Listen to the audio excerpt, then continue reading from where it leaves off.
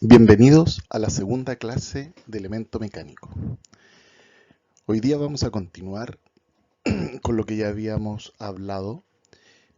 Como pequeño repaso, vamos a decir que ya conversamos sobre las generalidades, sobre los conectores mayores, sobre los conectores menores. Y qué mejor que partir un poco con humor, un pequeño chiste para que lo puedan disfrutar.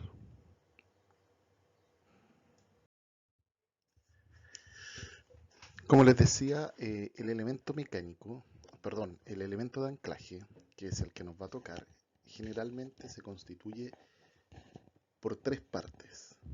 Una que es el apoyo, otro el brazo retentivo, que en este caso está representado por el elemento que se ve de color café, y el brazo de contención, que vendría a ser el elemento de color azul.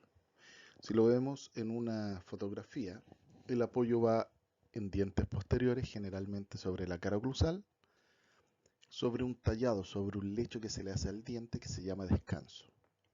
Y la contención normalmente va por palatino lingual y el brazo retentivo generalmente por vestibular. Existen excepciones donde a veces se invierte esta situación, pero en general quédense que el brazo retentivo por vestibular y el brazo de contención por lingual o palatino. Entonces, ¿qué vamos a decir o qué vamos a hablar sobre anclaje? Vamos a indicarlo como una propiedad, ¿ya? Que tiene el elemento mecánico que cumplir como una función. Gracias a esta capacidad de mantenerse en su sitio, va a haber un equilibrio, tanto biostático, en las fuerzas funcionales y en las no funcionales.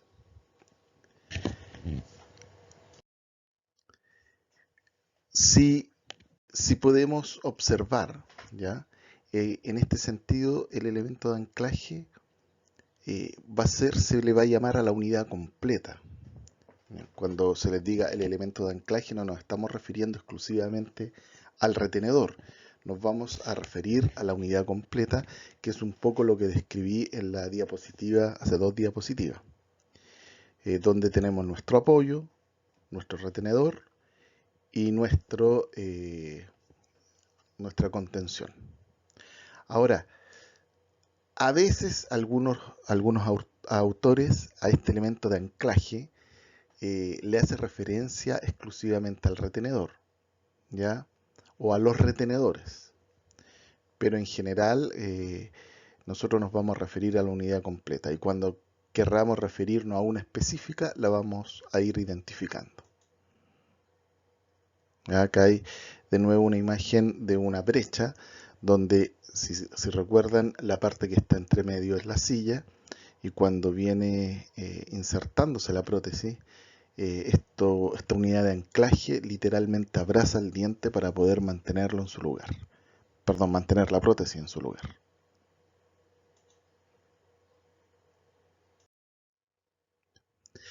También aquí hay una clasificación que puede ser dividida según su confección y ahí vamos a tener, si son labrados, la otra opción es que son colados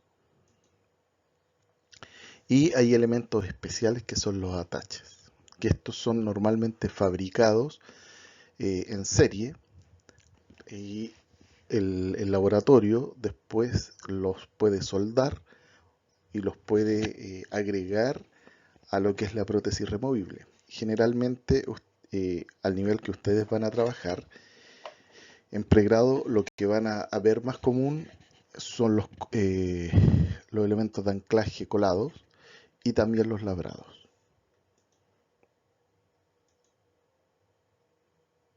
Ahí, como pueden observar en la foto, la estructura de la prótesis hacia distal proyecta una esfera, que viene a ser esa esfera celeste que se ve al lado izquierdo, ¿ya? Que va unido al diente, ya sea por una prótesis fija, puede ir unido en una incrustación, y esta posteriormente va a ser la función de retención y de estabilización para la prótesis removible.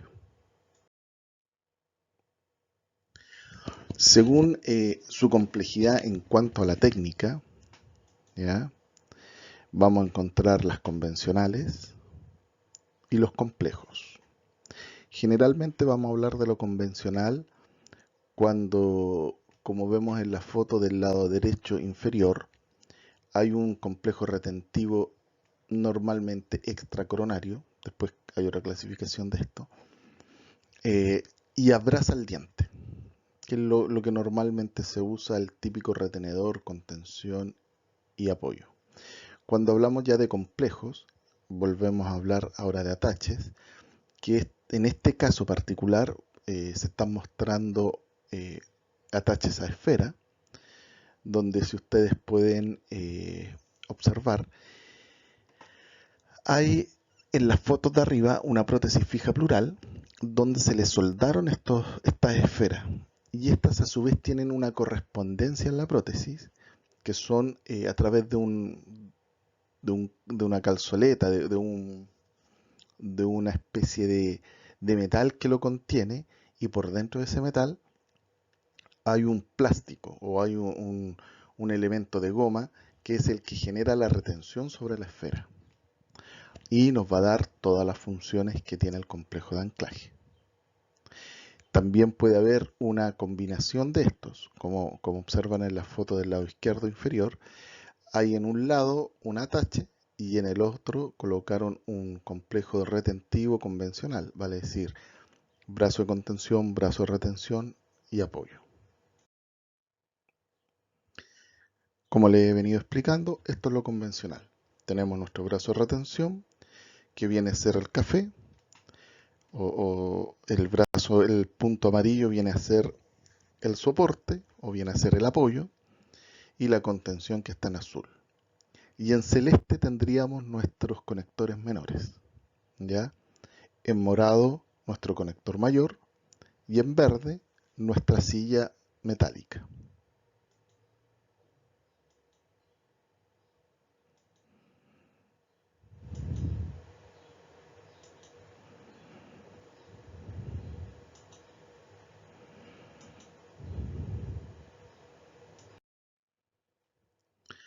Ahora, los componentes desde otra visión, ya lo que habíamos dicho, el brazo de retención, el brazo de contención, el apoyo, nuestro conector menor, una imagen mucho más grande de esto. Ahora, la conexión del elemento de anclaje, ¿ya? O se une a través de la silla, a través de una conexión que puede ser en forma rígida o en forma lábil, y una forma de desconexión, vale decir que derechamente no se unen al elemento de anclaje, sino esta silla se une al conector mayor. Cuando el conector menor, ya ahí lo podemos observar en la esfera, perdón, en el ovoide rojo, se conecta en forma rígida, es porque nosotros queremos darle cierta propiedad digamos, a la transmisión de la fuerza. Me explico. Cuando ustedes tienen un elemento que sea rígido, ustedes pueden dirigir bien el movimiento. Cuando ustedes tienen un elemento más lábil, como muestra en la foto el bote, que está conectado o está unido a través de una soga, las ondas del lago, del mar, pueden que el bote se mueva para un lado y para otro, pero ustedes no van a tener control. En cambio, en el caso de un muelle, que la unión es rígida, ustedes siempre van a saber dónde va a estar direccionada la fuerza y cómo las van a poder controlar, y las olas no van a poder generar un movimiento al azar de esto. Lo mismo es por qué nosotros usamos conexiones lábiles o conexiones rígidas. Las imágenes que le hemos mostrado hasta ahora clásicas de un conector mayor, perdón, de un elemento de anclaje, esas uniones que son cortas, que son normalmente en metal colado, son rígidas. ¿Ya? Aquí está un poco tratando de lo que acabo de explicar, mostrar la diferencia entre una conexión rígida y una conexión lábil. Las conexiones rígidas, como les decía, generalmente son elementos de unión que son hechas por metales colados, ya con un cierto grosor que nos van a dar una mejor transmisión de la fuerza, la cual no solamente va a ser mejor en calidad de transmisión, sino también en que uno puede hacer más predecible qué es lo que va a pasar con esa fuerza. Normalmente se indican en las brechas. ¿Por qué? Porque queremos que las fuerzas oclusales sean transmitidas o sean enviadas a los dientes y existe una carga o una descarga periodontal. No nos interesa que sea el reborde residual el que soporte estas cargas. Cuando a los extremos libres hay diente, ¿ya? Generalmente la carga, como muestra la imagen, en el reborde que está más cercana a la brecha, perdón, más cercana al diente pilar, esta es menor. ¿Por qué? Porque al tener una conexión donde podemos transmitir la fuerza al diente pilar, el reborde recibe menos estrés. En cambio, si ustedes se fijan en el extremo, en el lado derecho de la imagen donde no hay diente, la transmisión de la fuerza se hace prácticamente íntegra al reborde residual. Por lo tanto, se genera una mayor carga. Ahí muestra la imagen cómo se hacen las transmisiones de las cargas y el hecho de poder tener una conexión rígida nos permite distribuir esta fuerza en el diente, además de lo que pueda soportar la mucosa, disminuyendo ostensiblemente el estrés sobre el reborde residual.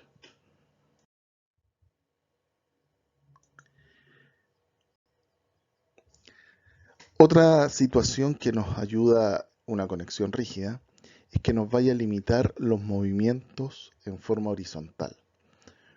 Si esta no fuese rígida, normalmente el movimiento sería más difícil de poder predecirlo, si se va hacia vestibular o hacia lingual. El hecho de tener una conexión que nos dé o nos garantice que este movimiento sea el menor posible. Generalmente esto se da durante la masticación. Por ejemplo, cuando una persona come, no elige el punto donde el alimento va a ser presionado con el diente. Esto es en forma azarosa. Por lo tanto, estas diferencias de puntos de apoyo o de fuerza donde se van generando van produciendo movimientos en el sentido horizontal. Y una forma de tratar de compensarlo es a través de las características que tiene el elemento mecánico en general, ya que es la rigidez. Si el elemento fuera totalmente flexible, ustedes verían que la prótesis se deformaría en sentido horizontal con mucha facilidad. El hecho de que sea rígido es lo que hace que se mantenga no solamente en la forma, sino también en la posición. ¿Ya? El mismo concepto en cuanto a los movimientos. Y como acá se podemos observar el hecho de que aparte de ser rígido, tener un apoyo nos va haciendo que la fuerza se transmita directamente al diente. Ahí está indicado con una flecha negra donde está ubicado el apoyo en su correspondiente descanso. Y este va haciendo oposición a las fuerzas intrusivas. O sea, cuando uno muerde y la prótesis se trata de incrustar, este apoyo se opone a esa fuerza y evita que suceda eso.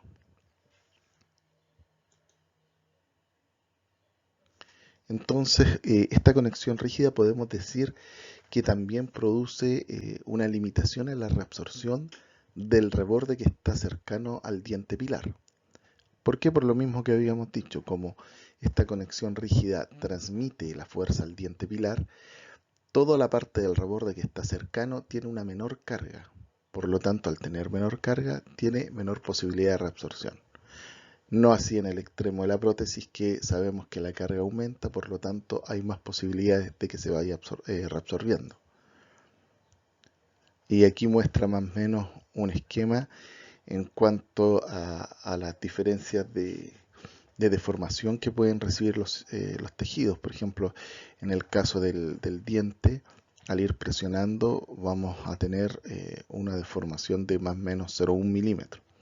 En cambio, en el caso de la mucosa puede ir de 0,4 hasta 2 milímetros, según varias características que pueda tener la mucosa, su grosor, su grado de resiliencia, etcétera. Y la transmisión de la fuerza a través de un aparato rígido a los dientes también disminuye que esta deformación sea lo menor posible y por lo tanto exista una menor reabsorción del hueso. Tenemos otra característica que puede ser la conexión lábil, ¿ya?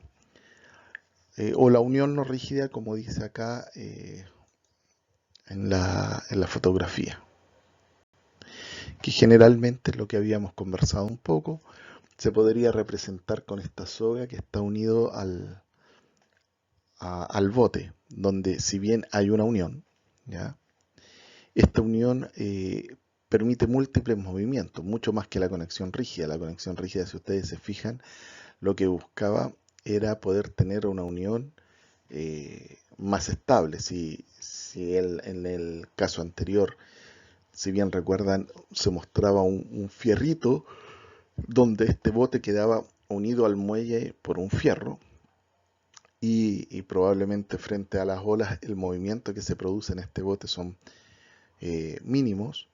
En el caso de una soga, los movimientos son mucho mayores y además son mucho más amplios.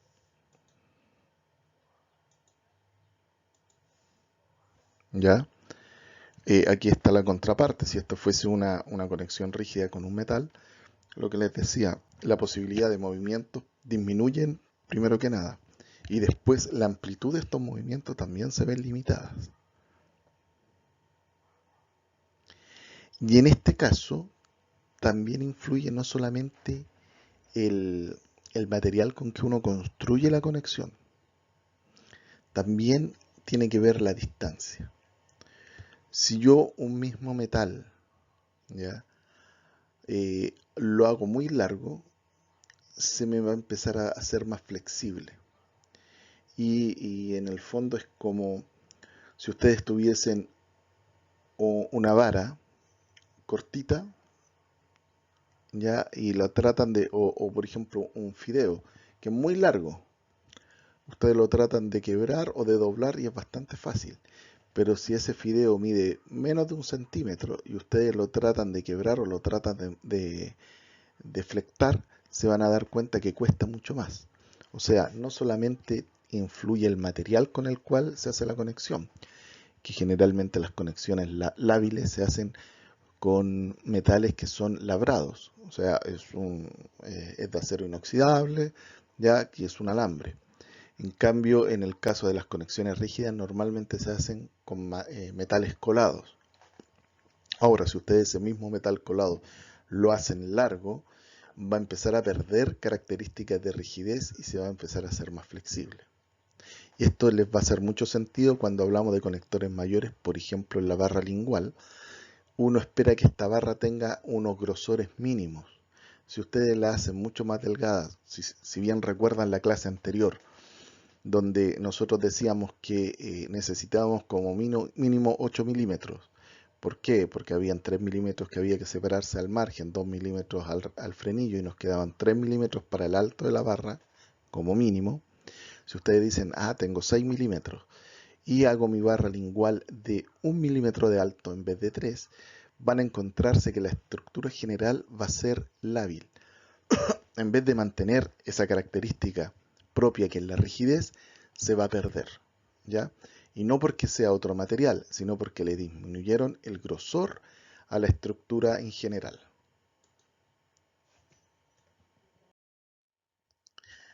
Entonces, esta conexión lábil, como muestra en la fotografía, aquí no estamos cambiando el material. Lo que estamos simplemente es haciendo es que sea más largo. Si se fijan, en el caso de la silla, en la fotografía de abajo, primero que nada se desconectó al diente, y la conexión que tiene al conector mayor, ¿ya? Viene y es larga. Y eso es lo que le va a dar cierto grado de flexibilidad. Lo mismo en la fotografía de arriba, se hace como esa invaginación para poder darle flexibilidad al metal en esa zona y poder tener una conexión lábil. Y acá en la foto de la derecha podemos observar un retenedor que tiene un recorrido sinuoso y largo. Ahora, este retenedor, el del lado derecho, se va a mantener lábil siempre y cuando no le pongamos acrílico hasta donde nace el brazo. Me explico. Nosotros podemos tener un diseño de un retenedor lábil porque hacemos un brazo largo, pero si ese brazo lo rellenamos con acrílico, después se nos va a generar una estructura rígida, porque el acrílico no va a permitir el movimiento que tenga el brazo. Por lo tanto, cuando ustedes diseñen retenedores lábiles de esta forma, lo que tienen que cerciorarse es que el acrílico no lo vaya a envolver ni lo vaya a ocupar, porque si no va a perder su característica de flexibilidad. Ahí muestra el círculo rojo, el brazo largo, con el cual permite un movimiento más flexible y el cual debe mantenerse descubierto. No tiene que el acrílico contenerlo, o si no va a perder su característica de labilidad. Ahora, con respecto a las transmisiones de las fuerzas en un extremo libre, al hacer lábil hay menor transmisión al reborde, perdón, al diente. Por lo tanto, el reborde obtiene una transmisión más homogénea. Pero si esta transmisión más homogénea genera mayor tensión o mayor carga en el reborde, ¿ya? Porque si ustedes piensan que una persona muerda, voy a poner un ejemplo, con 30 newton, si ustedes tienen una conexión rígida, gran parte de esos 30 newton se van a transmitir al diente. Ahora, si ustedes tienen una conexión lábil, gran parte de esos 30 newton van a quedar en el reborde y no van a ser los dientes los que van a recibir esa carga. Va a haber una mayor libertad de movimiento en cuanto a la silla. O sea, frente a los distintos movimientos, la silla se va a mover más si fuese una conexión rígida. ¿Ya? Aquí generalmente no estamos pensando en proteger el reborde como lo habíamos visto en el caso anterior. Nosotros estábamos protegiendo el reborde porque la mayor cantidad de fuerza la recibía el diente. Acá es al revés. Nosotros estamos traspasando la mayor cantidad de fuerza al reborde para proteger nuestro diente pilar, porque a lo mejor periodontalmente está disminuido, igual nos puede servir, pero no queremos darle toda la función. ¿Por qué? Porque podría generar un daño a este diente pilar. Y ahí más o menos muestra cómo en estos distintos casos en una transmisión de fuerza, en el caso D, por ejemplo, donde se mantuvo una conexión más rígida, a veces se producen reabsorciones que no son tan parejas, ¿ya? Porque la dispersión de la carga sobre el reborde es muy dispersa, tiene distintas fuerzas. En cambio, cuando uno tiene una conexión lábil, generalmente esta dispersión de cargas son más homogéneas, por lo tanto la reabsorción que se genera es más homogénea. Y cuando no hay unión, derechamente, o lo que se llama desconexión, no hay ningún tipo de unión, ningún elemento que los pueda juntar. Ya aquí, como muestra, el bote queda como a la deriva. Obviamente nosotros, cuando tenemos un elemento de anclaje, no es que lo dejemos a la deriva, pero sí lo que cuando hablamos de desconexión, generalmente nosotros lo que hacemos es que el elemento con función de apoyo, ya derechamente que está en el diente, lo eliminamos. O sea, para nosotros poder conectarnos, tenemos la posibilidad de conectarnos en forma a un diente en forma rígida, lábil, o desconectarnos. Y esta desconexión tiene como principal protagonista el apoyo. O sea, si este apoyo es en forma rígida o lo hacemos en forma lábil para poder transmitir las cargas al diente. Y cuando hablamos de desconexión es que derechamente no nos vamos a unir al diente. ¿Ya? En el caso de las prótesis removibles, cuando son acrílicas, cuando prácticamente queda muy poco soporte dentario, nosotros a veces, o este soporte dentario nos genera un problema, tiene poco soporte óseo, normalmente ¿qué es lo que hacemos? Nos desconectamos. Ocupamos los dientes, sí, para la parte estética, para poder ayudarlo en la masticación y poder generar algún grado de estabilidad sobre la prótesis. Pero no nos unimos y no transmitimos las fuerzas a los dientes, ya, sino que toda la fuerza oclusal está transmitida sobre el reborde. Y si ustedes se fijan, acá en el caso de una prótesis removible de acrílico, ustedes van a identificar lo que es el elemento de retención con función de retención, que es el retenedor, que es el alambre que están observando, y la contención va a estar hecha de acrílico. ¿Ya? Aquí ya no va a haber un brazo, se puede hacer también de alambre forjado más grueso para darle un poquito más de rigidez a la contención, pero en este caso particular está hecha con el mismo acrílico con el que se construyó la base. Entonces, ¿cuándo elegir un tipo de conexión o de desconexión? Aquí hay como una especie de resumen. Tenemos una conexión rígida cuando la cinemática es favorable y tenemos buenos dientes pilares. Cuando hacemos la conexión lábil, tenemos conexión favorable también, la cinemática, perdón, pero nuestros pilares no están en tan buenas condiciones.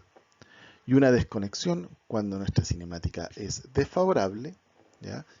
Cuando en el fondo hay pocos dientes y no están bien distribuidos y además nuestros pilares están en mal estado.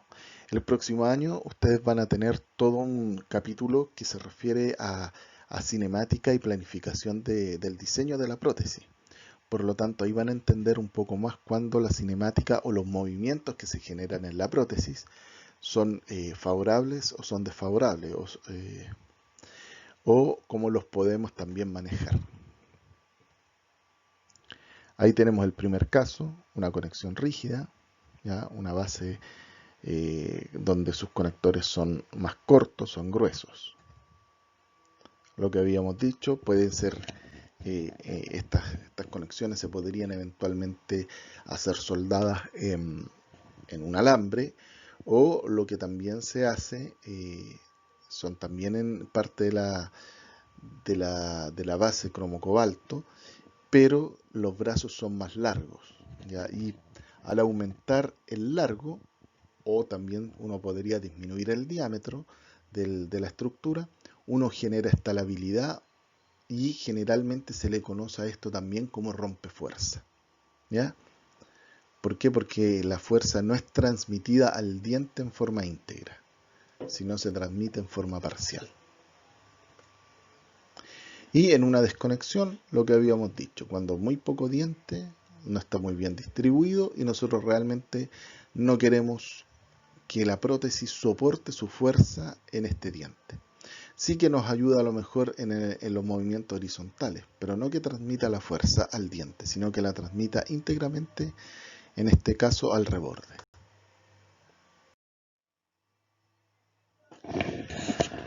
Ahora, vamos a hablar específicamente de la función de apoyo o de soporte.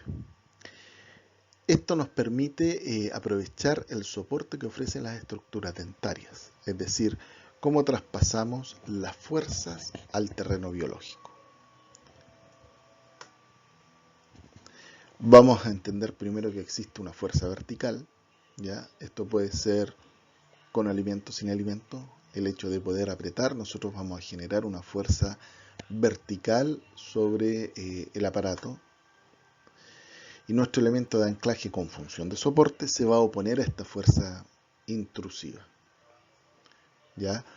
Generalmente nosotros tenemos que diseñar este elemento, ¿ya? Y lo hacemos a través de algunos lechos, como le había dicho, que se llaman descanso. Y estos tienen no solamente esa función, sino después más adelante se va a hablar un poco de lo que, digamos, las características que tiene que tener este descanso. ¿Ya?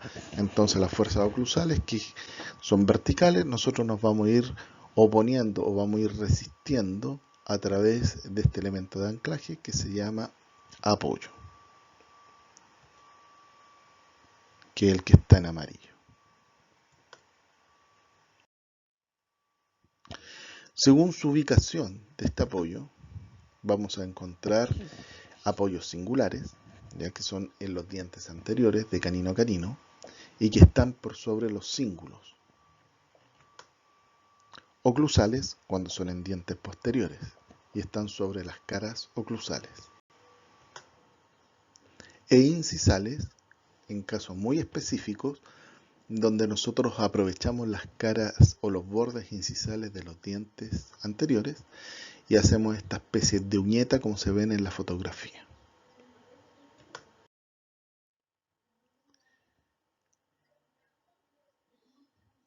Independiente del material con que se construya, aquí ustedes pueden observar que hay una prótesis acrílica donde se hizo un elemento de anclaje con función de soporte, pero que es en alambre, ¿ya?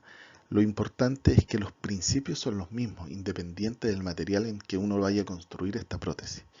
Yo puedo hacer perfectamente una prótesis acrílica, ¿ya? Si se fijan, toda la estructura es acrílica, excepto los elementos de contención de los dientes posteriores con los elementos de apoyo.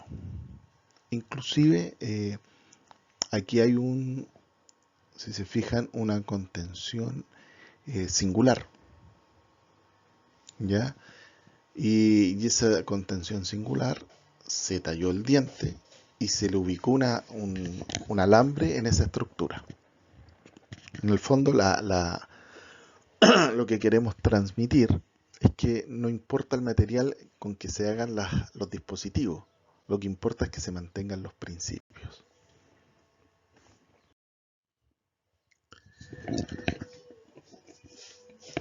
Ahora, estos apoyos van a transferir y orientar las fuerzas y cargas de dientes que contribuyen al soporte protésico. En el fondo, van a poder recibir la fuerza y poder, a través del ligamento periodontal, poder disiparla. ¿Ya? Por eso, este apoyo que o sea, este descanso que uno realiza para que se pueda ubicar el apoyo y pueda, como el nombre lo dice, descansar sobre esto, permite también la distribución correcta de la fuerza. En vez de que si fuese en una cara no preparada, tenemos menos posibilidad de poder nosotros orientar la transmisión de la fuerza. En otros autores a este descanso también lo llama apoyo dentario. Eso lo pueden encontrar en algún texto cuando lean, que habla del apoyo, el apoyo y el apoyo dentario, que vendría a ser este descanso o este tallado, este desgaste que se hace en el lecho. Ahora, no necesariamente todo es a través de desgastes. Cuando hoy día con todo lo que es la odontología adhesiva, podemos a veces agregar tejido, porque nos puede faltar una pared muy plana, nosotros a través de resina podemos generar y poder formar este descanso. Y la idea es que al poder hacerlo, poder orientar las fuerzas y poder llevarlas de mejor manera al área periodontal del diente y poder disiparlas de mejor forma. ¿Ya? Si tampoco no preparamos, si no generamos este lecho, en muchas situaciones se nos puede generar lo que pasa en la imagen número 2, un contacto prematuro. ¿Mm? Recuerden que nosotros vamos a agregar un material que es un metal. Y este metal va a tener unos espesores mínimos para que no se fracturen. Por lo tanto, nosotros tenemos que generar una pequeña cavidad donde también podamos compensar esta altura que vamos a agregar. En el fondo queda alojado dentro de este descanso el apoyo y así nos generamos esta diferencia en la dimensión vertical. ¿Mm? Y otra situación que nos va a ser favorable en cuanto a los descansos singulares, por ejemplo, que no molesta la lengua, ¿ya? Por otro lado, va a evitar también que se nos incruste el conector mayor. ¿Por qué? Porque nos va a servir de tope. Y también va a ayudar, si se fijan en la imagen de abajo donde está el diente posterior, en los movimientos horizontales. Al ser una pequeña caja la que contiene, donde van a tener paredes, donde hay una pared vestibular y una pared lingual o palatina, también va a poder ayudar como estabilización de un movimiento horizontal.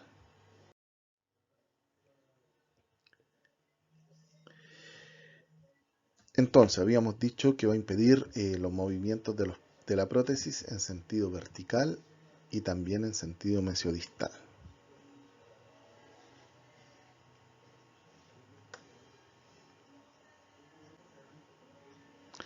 Aquí en la foto se puede observar una prótesis donde no se generó o no se hizo un elemento de apoyo. Entonces, si ustedes ven,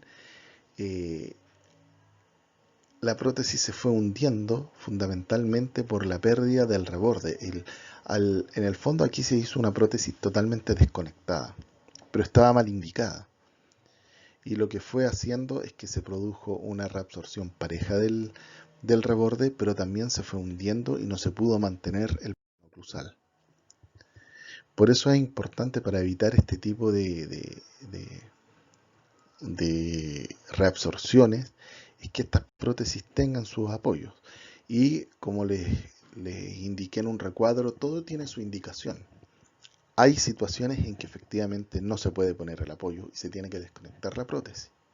Pero hay que tener las cautelas y los controles para que ir compensando la reabsorción que se pueda ir produciendo. Pero cuando el caso lo amerita, hay que hacer estos apoyos. Muchas veces prótesis que están mal diseñados los lechos, los descansos, o el material de los apoyos son muy delgados y se fracturan, terminan transformándose prótesis que deberían haber sido conectadas en prótesis desconectadas.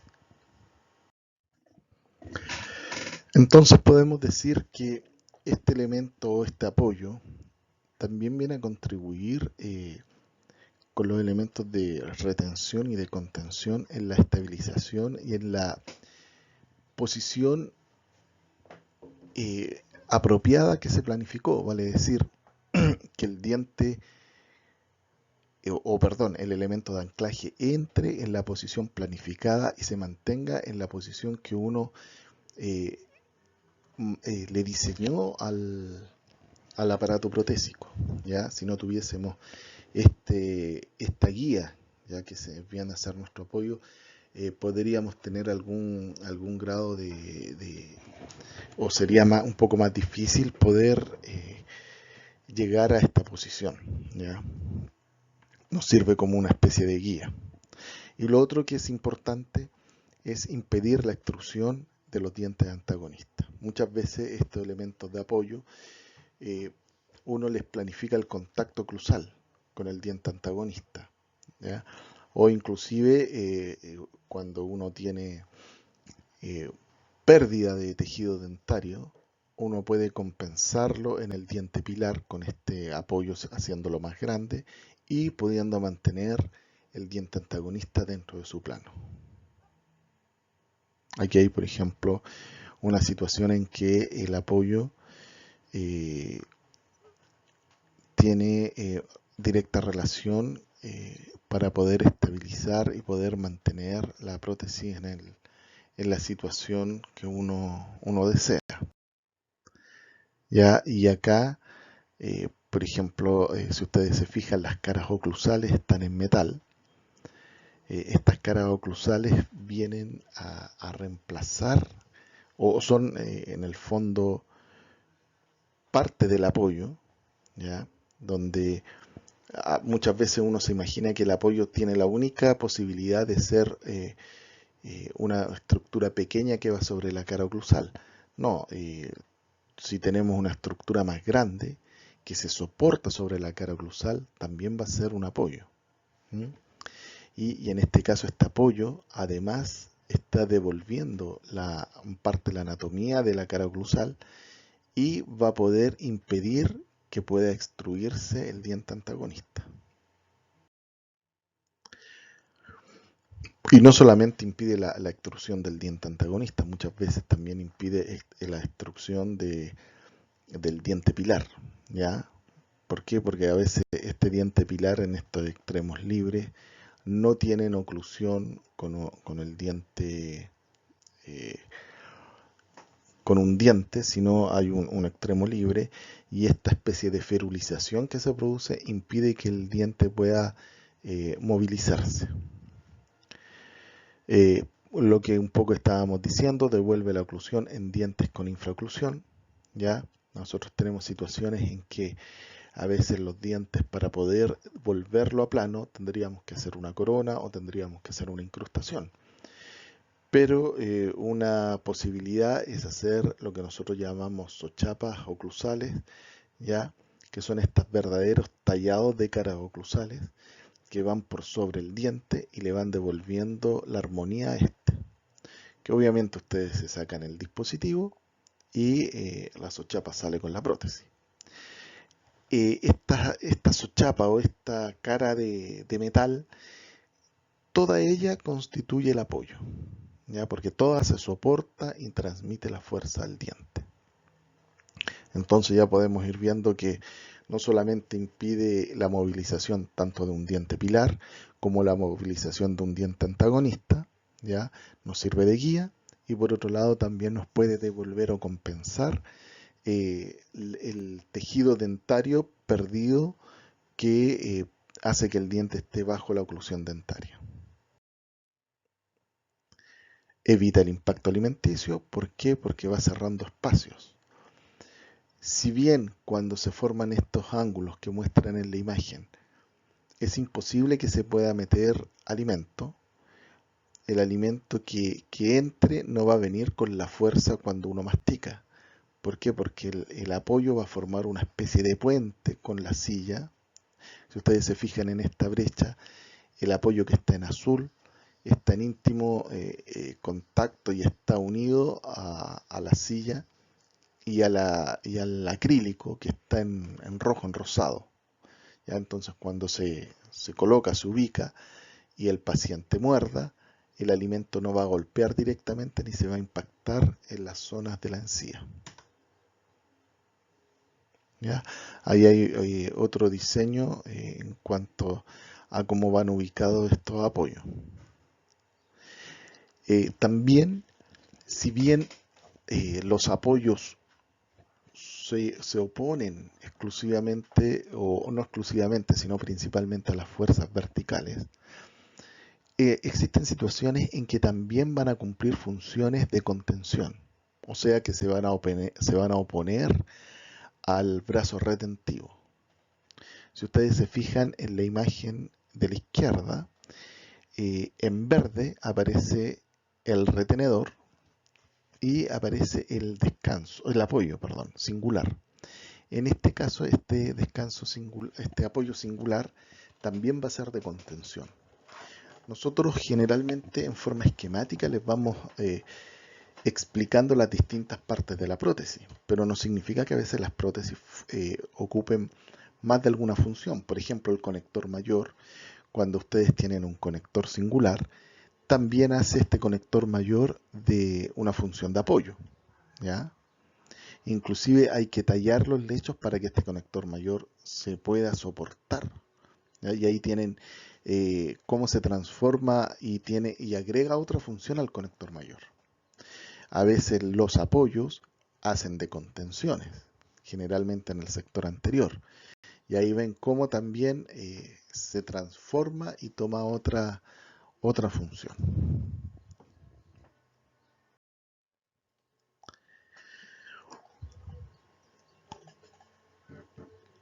Lo otro que nos sirve el tallado de estos descansos para que puedan recibir estos apoyos es que nos van a ser una especie de guía, ¿ya? Van a ser una referencia donde nosotros podamos hacer los rebasados a futuro. El rebasado es un procedimiento donde nosotros agregamos acrílico en la parte tisular de la prótesis. La parte tisular es aquella que está en contacto con la mucosa, ¿ya? Cuando se va perdiendo el tejido óseo, obviamente disminuye la mucosa, pero el acrílico de la prótesis no lo va a acompañar. Va a generarse un espacio, lo cual va a ser muy negativo, no solamente por el ingreso de alimentos, sino porque va a generar una desorganización o mejor dicho, una mala distribución de las fuerzas y nos va a generar daño en la boca del paciente. Por lo tanto, nosotros tenemos que rellenar ese espacio. Y una forma de poder guiarnos hasta dónde poder hacer ese relleno es a través de estos lechos o estos descansos y apoyos. Vale decir, si su prótesis estaba bien ajustada, cuando usted quiere hacer un rebasado, la estructura metálica la tiene que dejar bien ajustada sobre los dientes y va a ser la posición en la cual usted va a tener que rellenar los espacios faltantes. Y se va a dar cuenta que, por ejemplo, está teniendo un exceso cuando este apoyo queda levantado, ya no queda en íntimo contacto con el diente. Probablemente eso va a ser consecuencia de que el material de rebasado que colocó sobre la base, sobre la silla acrílica, es demasiado, ya, y está levantando la prótesis y nos va a generar un aumento en la dimensión vertical. ¿Ya? Ahí se ve más o menos el procedimiento clínico, donde uno puede ver cómo trata de posicionarse la estructura metálica, ¿ya? Y con los dedos poder mantenerla. Si esta estructura metálica quedara levantada, como aparece en la foto, lo más probable es que nuestro material de rebasado tiene un exceso y nos va a generar un problema. Y ahí se muestra de nuevo la imagen donde el apoyo quedó bien asentado. Y estando bien asentado podemos decir que la posición del aparato es la correcta. Existe la verdad es que un retenedor también, más que retenedor, muchas veces se clasifica como conector mayor, ¿ya? Que es el conector mayor de Kennedy, o también se le llama doble barra. Eh, Generalmente los autores en realidad todavía no están todos muy de acuerdo en cuanto si es un retenedor o si en cuanto es un conector mayor. Nosotros lo vamos a clasificar dentro de los retenedores y lo vamos a llamar el retenedor continuo de Kennedy, que en el fondo es una doble barra. A la barra lingual se le agrega una barra que va por singular y es la que ustedes pueden ir observando eh, en la foto.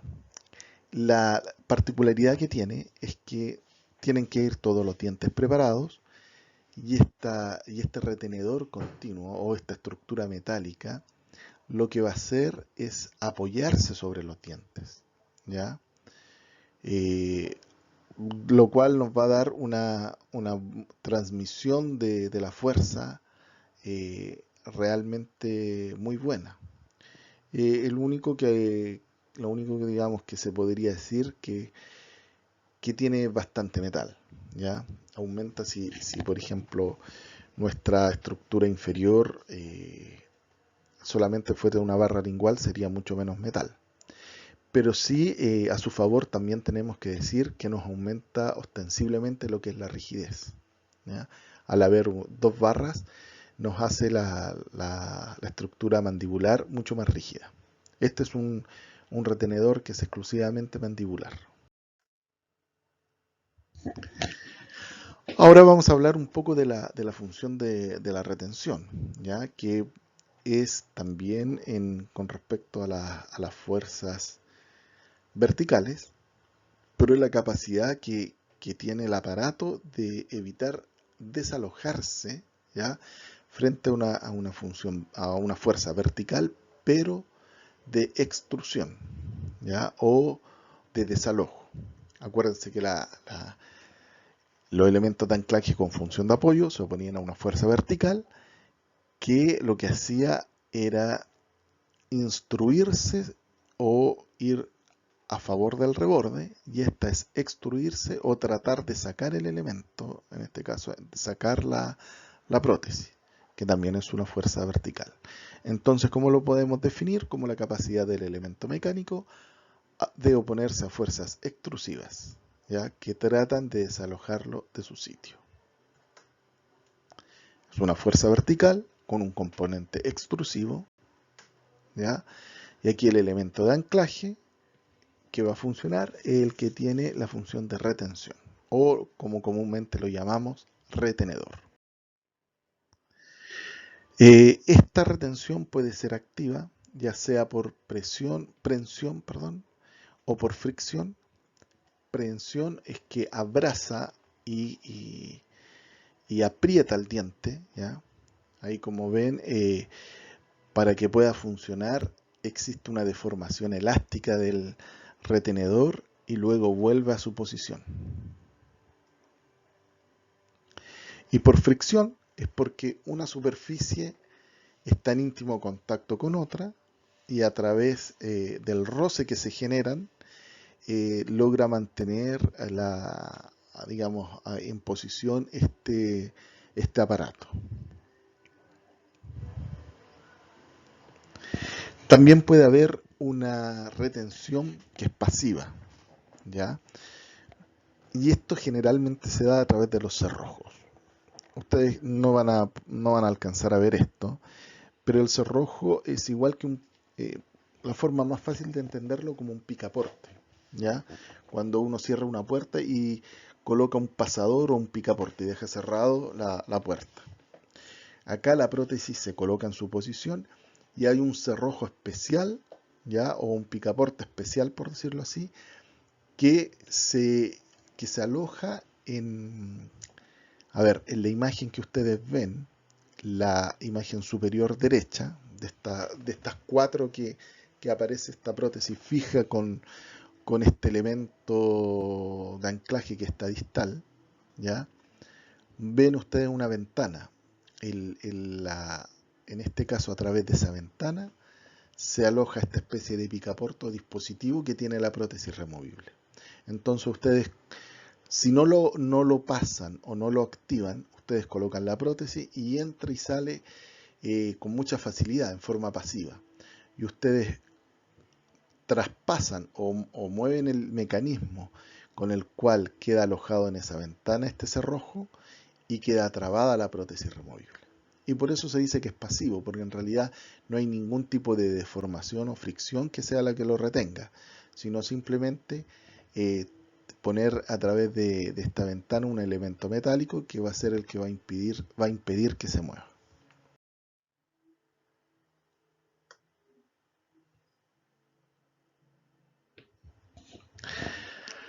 Acá vemos distintos tipos de retenedores, ya confeccionados en distintos tipos de material, en alambre forjado, como son los de abajo, y arriba que están hechos en en un elemento colado. El retenedor, la única parte que es flexible, se habla que es el tercio de la punta, ¿ya? Tienen que tomar en cuenta que esto se da siempre y cuando uno diseñe una prótesis que sea totalmente rígida. Uno también puede hacer retenedores lábiles, ¿ya? Como los de abajo, los forjados, y ahí cambia la estructura, o sea, cambia, no es solamente rígido el tercio, sino ya no es rígido todo el cuerpo del retenedor, ¿ya? Cuando uno tiene un retenedor lábil, uno le cambia digamos, las características del punto de vista de la rigidez, ¿ya? El retenedor lábil es más flexible en todo el retenedor. Y ahí tenemos una combinación donde tenemos una estructura de una prótesis metálica, y lo único que hicimos en forma lábil fue el retenedor, ¿ya? Y si ustedes comparan ese retenedor que es lábil, que es flexible en todo el cuerpo del retenedor, con respecto al retenedor que está colado arriba, que solamente el tercio, ¿ya?, de la punta es la que es flexible, el resto mantiene cierta rigidez, o mantiene rigidez, ¿ya? Ahora, van a haber zonas donde nosotros vamos a llamar zonas de retención. Generalmente, si ustedes se acuerdan, yo les hablé que las zonas de retención se diseñan o se hacen por vestibular. Y van a haber zonas que son las zonas de contención. Uno eventualmente podría, estos puntos o zonas de retención que están bajo el ecuador protésico. Ahora, para no confundirlos tanto, voy a decir que están bajo el ecuador dentario. Si uno toma un diente y lo mira en forma sagital, la parte más convexa, ¿ya?, es la que nos va a determinar cuál es el ecuador del diente. Ahora, cuando uno diseña una prótesis y une todas estas partes más convexas, nos van a determinar un ecuador protésico. Todas las áreas que están bajo ese ecuador protésico, ¿ya?, van a ser nuestras zonas de retención.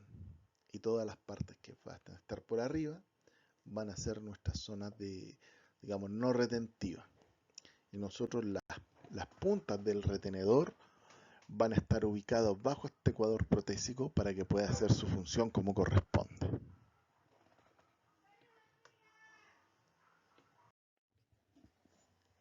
Ahora, con respecto a la función de la contención, vamos a decir que primero va a evitar fuerzas tumbantes, vale decir, fuerzas que puedan de alguna manera dañar al diente, fuerzas horizontales que puedan desestabilizar también el aparato.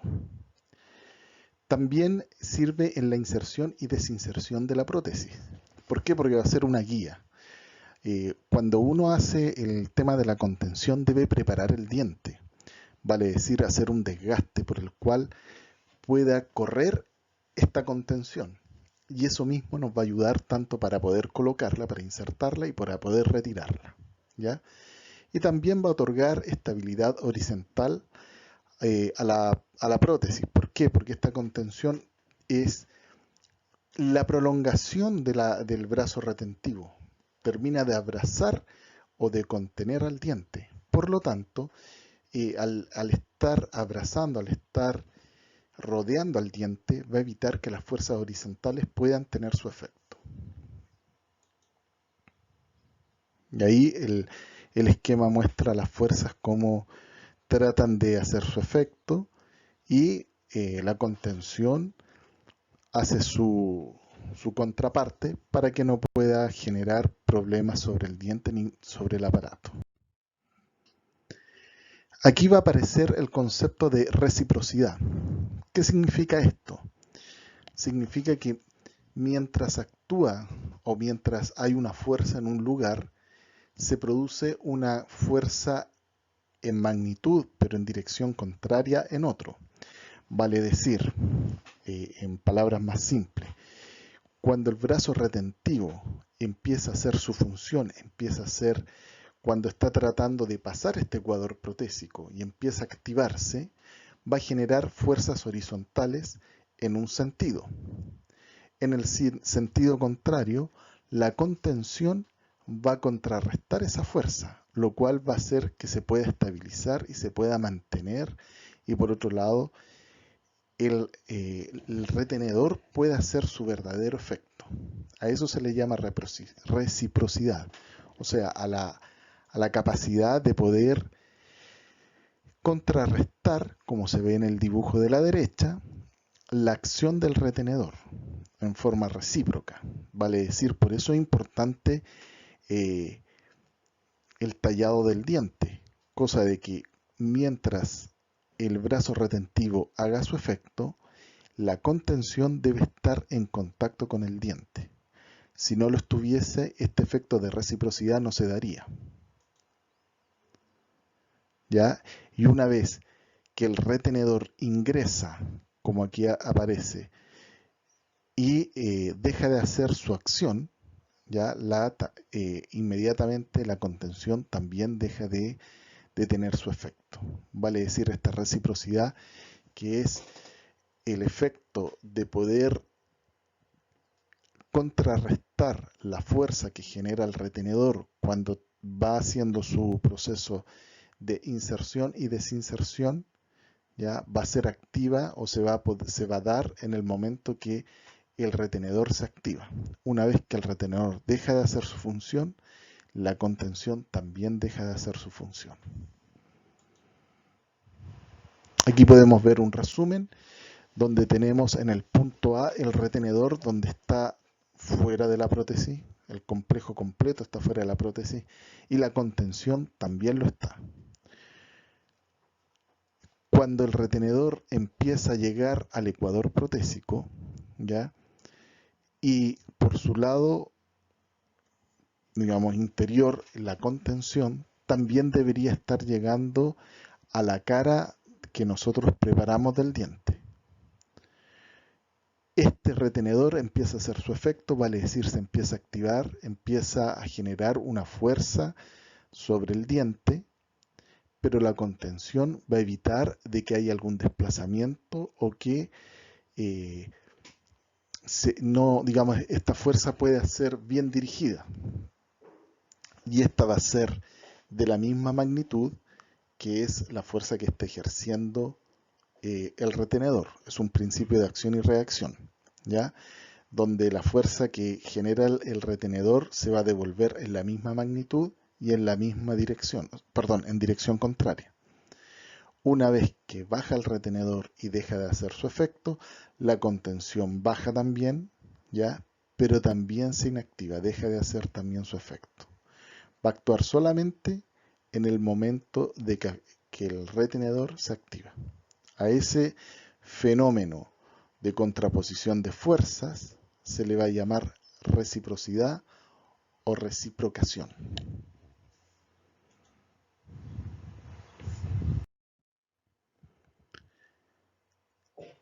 Aquí vamos a ver formas correctas e incorrectas de cómo una contención se preparó.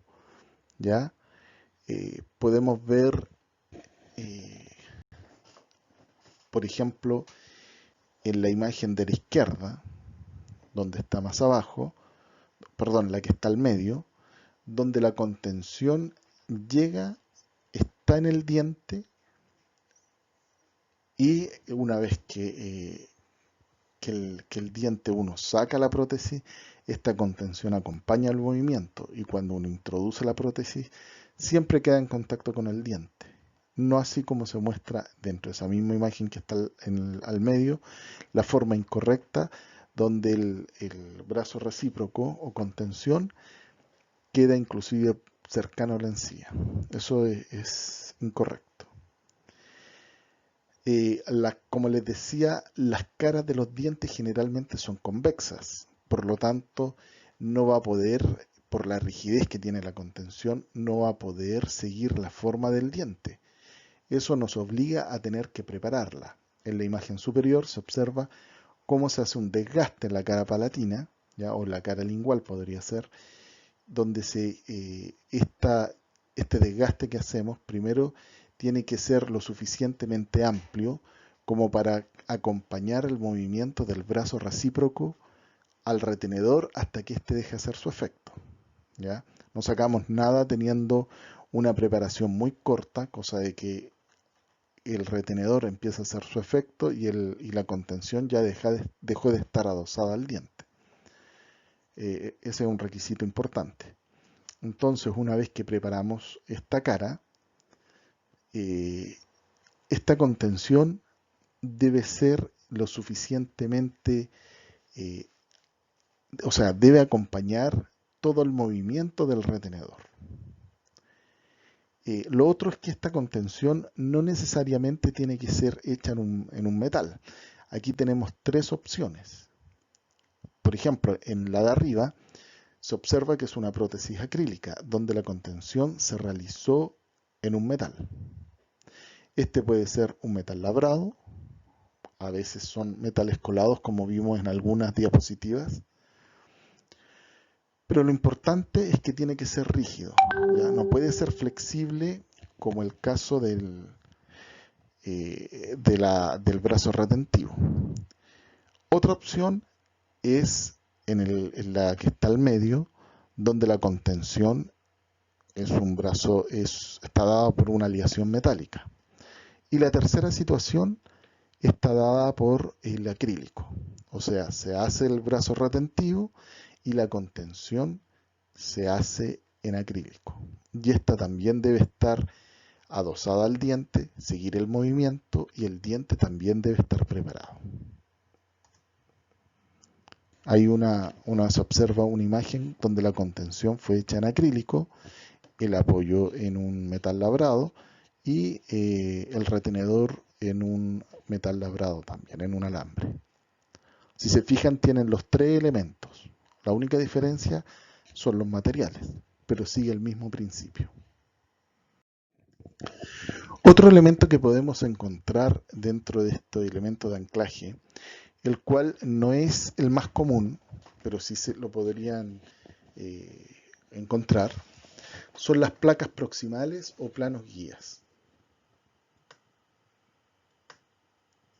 Acá hay una foto, como el nombre lo dice, es una estructura metálica, la cual va en la cara proximal del diente. No hay que confundirlo con una contención, porque este no se está oponiendo a la fuerza del retenedor, sino más bien, como el nombre lo dice, es para guiar el movimiento. Por lo tanto, podemos decir que dentro de las funciones de esta placa proximal es dar un eje de inserción y de desinserción. En el fondo uno lo talla en base al eje. El eje de inserción es el eje por donde entra y sale la prótesis. Este eje nosotros lo definimos con un estudio con un paralelógrafo. Una vez que nosotros lo definimos, el tallado tanto de las contenciones, el tallado de las caras proximales para poder tener estas placas proximales, tienen que ser paralelos a este eje de inserción. Por lo tanto, por eso brinda esta facilidad para colocar y sacar la prótesis. También disminuye el estrés de los dientes pilares al poder hacer esta inserción y desinserción, porque al tener preparada el diente y al tener una placa que vaya haciendo fricción sobre este diente, no tiene que ejercer o no tiene que superar, por ejemplo, un área que sea convexa, ¿ya? Lo cual podría generar un cierto estrés en el diente.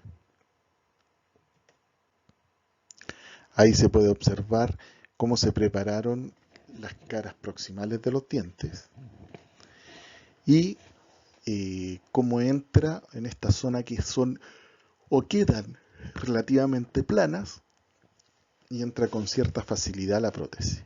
Si uno quisiera colocar esta prótesis en un eje distinto al eje de inserción, lo más probable es que no se va a poder hacer. Y de alguna manera el paciente cuando quiera colocar su su dispositivo, este eje, estas placas van a poder guiar un poco ese movimiento. Ya acá se pueden observar en una base metálica cómo se confeccionaron estos ejes proximales o estas placas proximales. Otra función que tiene es la de estabilizar el arco y los dientes. ¿Ya? ¿Por qué? Porque genera un estilo, una especie de, no es férula, pero sí cuando el metal tiene un íntimo contacto con los dientes, también la parte de las sillas, porque estas placas de contención van unidas a las sillas, también generan una estabilidad en cuanto a los espacios, a la mantención de los espacios, ¿ya? E indirectamente una estabilidad del arco y de los dientes.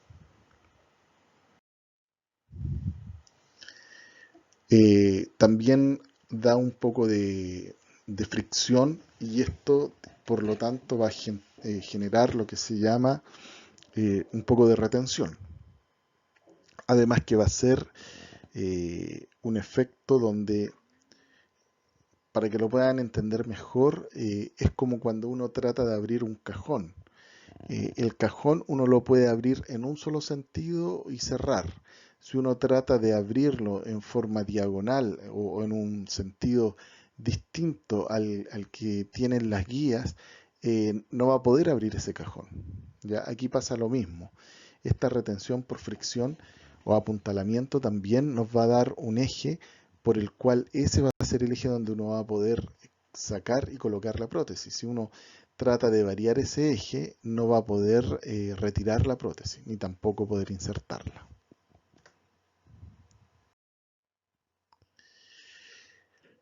Por el hecho de que nosotros desgastamos los dientes, vamos a disminuir lo que se llama la acumulación de alimento o el impacto alimenticio. Como muestra la imagen, las líneas rojas vendrían a ser nuestro eje de inserción. Por lo tanto, se genera un ángulo entre el diente y la mucosa. Si se fijan, hay un triángulo en realidad, donde podríamos decir que cada lado, cada cateto, uno está siendo formado por el diente, otro por la encía, ¿ya? Y tenemos una gran base que es la que forma el eje de inserción. Este ángulo, ¿ya? O este triángulo, normalmente lo pueden escuchar como ángulo muerto. ¿Por qué? Porque es un ángulo donde nosotros no podemos colocar ningún tipo de aparatología, porque es un área retentiva. Y lo que generalmente se produce ahí es impacto alimenticio. Ahora, ¿cómo podemos disminuir este ángulo o cómo podemos este triángulo hacerlo más pequeño?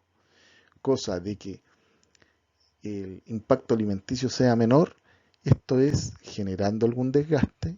¿Ya? Aquí se ve en una fotografía cómo se desgastó el diente y se disminuyó ese ángulo muerto, ese espacio muerto donde pudiese quedarse el alimento. ¿Ya? En el caso de la derecha, inclusive el espacio que había prácticamente desapareció. Se da mucho en los dientes anteriores, ¿ya? Y también se generan unos triángulos negros.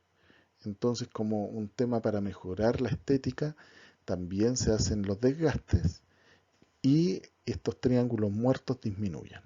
O estos triángulos oscuros que se podrían producir en el sector anterior también disminuyen. Y en el caso de los dientes que aunque hubiesen migrado, se da un aspecto más natural y se mejora la estética también. ¿Ya? Aquí se pudo observar cómo al haber migrado inclusive disminuyó el espacio para ese lateral. Al preparar los dientes se generó un mayor espacio y se pudo colocar este diente lateral.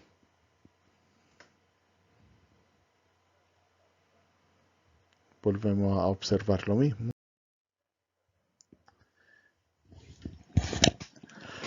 Ahora, vamos a decir que la clasificación, según su función, vamos a encontrar unas que van a dar guía de inserción, otras que van a dar guía de movimiento y otras que van a hacer estabilización dentaria, ya sea primaria directa o secundaria indirecta.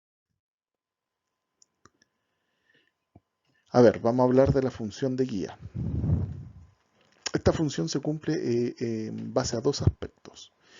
Primero, el aparato protésico durante la inserción nos sirve como una guía o, o nos va indicando por dónde tiene que entrar la prótesis, ¿ya? Eh,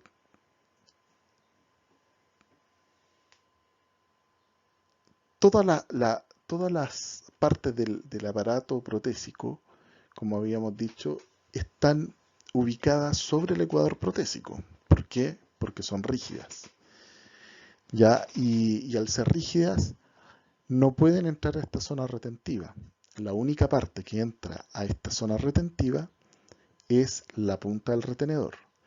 Ahora, eso significa que nosotros nos vemos digamos, necesitamos preparar esa boca y poder adaptarla a una planificación que tenemos, ¿ya?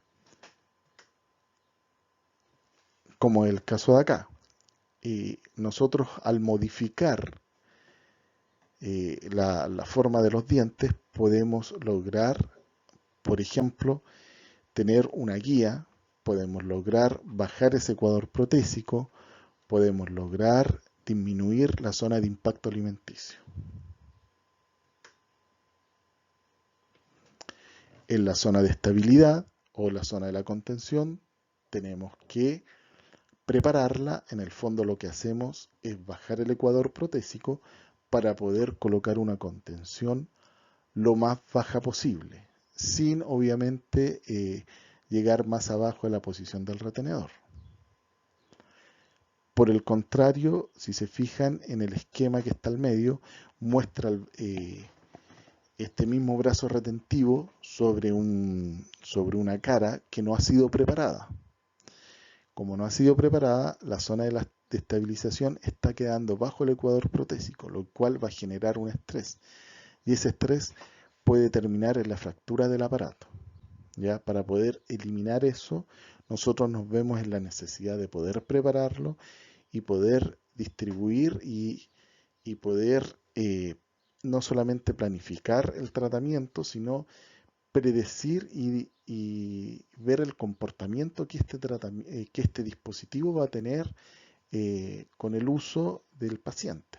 O sea, si nosotros preparamos, bajamos ese ecuador protésico y ubicamos como corresponde el brazo de contención, vamos a poder tener una predicción y poder decir que este aparato va a funcionar en el tiempo sin generarle daño al diente. El segundo aspecto tiene que ver con, con la función, o sea, con la guía cuando el aparato está funcionando, cuando ya estamos haciendo masticación. ¿Ya? En este sentido nos van a ayudar tanto la conexión del apoyo a la silla, vale decir, primero que nuestra silla esté conectado al aparato protésico, vale decir que tengamos un apoyo, ¿ya? Y que esta conexión, obviamente, a este apoyo sea rígida. Eso nos va a dar la mejor posibilidad de poder manejar el movimiento. Acuérdense que cuando es lábil tenemos menos posibilidad de manejar este movimiento, especialmente los horizontales, y ya cuando hay desconexión no tenemos ninguna forma de poder manejar el movimiento. Lo otro que es a través de los planos guías, ¿ya? Y las contenciones, que a los movimientos horizontales, la contención junto con la zona del retenedor nos va a ir ayudando a que no se produzcan. ¿Ya? Y estos planos guías por su tema de fricción y están como normalmente como en verdaderas cajones, también nos van a ir dando una ayuda para poder mantener y poder guiar el movimiento en cuanto a la función, poder mitigar los que no sean tan grandes. Y esto es crítico especialmente en los extremos libres donde se da cinemática, pero una cinemática entre más grande el extremo libre, es mayor.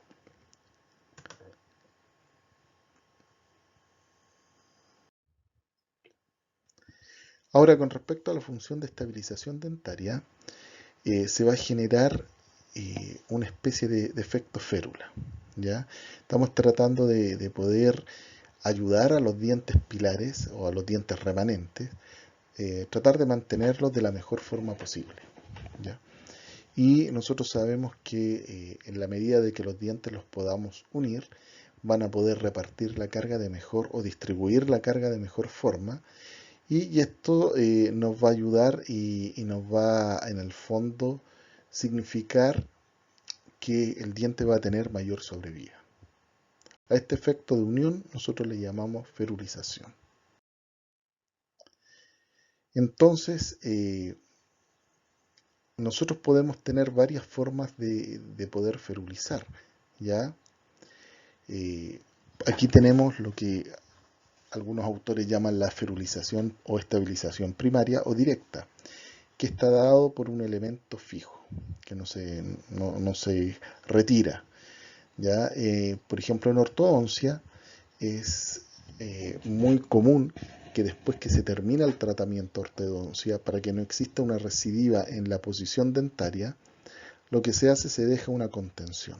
Y esta contención en muchos casos es fija, ¿no? A través de un alambre trenzado se une con resina a los dientes. Otra forma de ferulizar, ustedes más o menos ya deben estar intuyéndola, es la prótesis fija o también con operatoria y digamos odontología adhesiva. Los famosos puentes es una forma de estabilización primaria. Ahora, nosotros también tenemos una forma de estabilización secundaria, que es a través de la prótesis removible. Cuando nosotros preparamos, diseñamos y mantenemos una estructura que sea rígida, nosotros podemos de alguna manera ayudar a que los dientes se mantengan en su posición y poder distribuir un poco las fuerzas que se puedan generar. Ya, aquí vemos en el caso de la primera imagen unas uñetas incisivas que fueron talladas en los dientes, los cuales ayudan a esta ferulización. Estas uñetas no se colocan eh, sobre los dientes. Los dientes perdón, me equivoco, no se colocan sobre el tejido sin haberlo preparado. También requieren un desgaste, también requieren una preparación. ¿Ya? En el caso de la fotografía de abajo, también se hizo una preparación bien puntual, bien particular, y la estructura toda empieza a funcionar sobre todos los dientes y empieza a contenerlos y a ferulizarlos.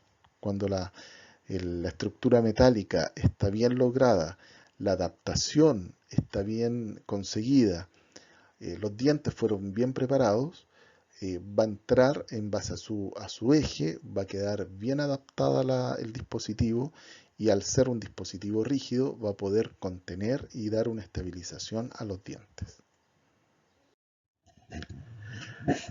Para poder lograr una estabilización en base a estos elementos debemos tener ciertos cuidados.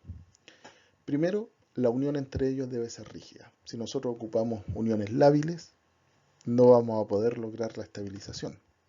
¿Ya? Alcanzar una cinemática correcta, esto tiene que ver mucho con el enfilado. Nosotros saber respetar, conocer dónde poder colocar las cúspides de soporte, las guías que vamos a tener para poder lograr una cinemática lo más favorable posible.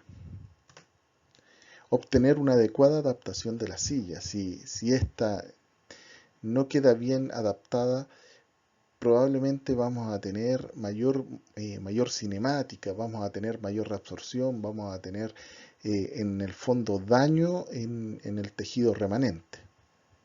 Por eso es importante que quede bien adaptada. Una oclusión, lo que dijimos con respecto a la misma cinemática, una oclusión adecuada, siguiendo y respetando los distintos principios. El enfilado, los dientes no van colocados al azar, tienen distintas guías por las cuales ustedes pueden basarse para poder lograr un buen enfilado. Y obviamente un diseño que respeta todos los principios nos va a dar un mejor y un más correcto posicionamiento de los distintos elementos de anclaje, ¿ya? Estos elementos no van tampoco al azar, uno no decide la posición de un apoyo en forma azarosa, uno tiene ciertos principios que respetar y dónde indicar dónde va un apoyo y dónde no va el apoyo.